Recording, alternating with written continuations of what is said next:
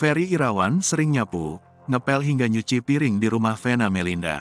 Keluarga Ferry Irawan akhirnya ikut buka suara soal kasus kekerasan dalam rumah tangga yang dialami Vena Melinda. Keluarga mengaku sempat tak percaya Ferry melakukan KDRT kepada istrinya. Adik Ferry mengatakan kalau ia melihat rumah tangga mereka harmonis, bahkan kakaknya membantu pekerjaan rumah tangga. Ari Satria dan Maya yang merupakan adik Ferry Irawan menggelar jumpa pers terkait kasus sang kakak. Keduanya mengaku sempat tak percaya sang kakak tega berbuat kasar kepada Vena. Ia mengatakan mengetahui rumah tangga Ferry dan Vena selama ini. Selama ini, sang adik beberapa kali ke rumah Vena dan Ferry. Ia mengaku rumah tangga keduanya terlihat harmonis.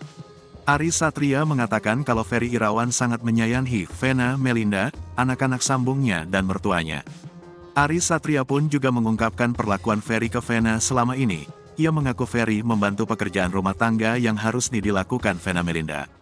Saat Ari berkunjung ke rumah mereka, ia melihat Ferry Irawan menyapu, ngepel, buang sampah, mencuci piring, hingga menjemur pakaian. Ia menegaskan kalau hal itu dilihatnya langsung dengan mata kepalanya sendiri.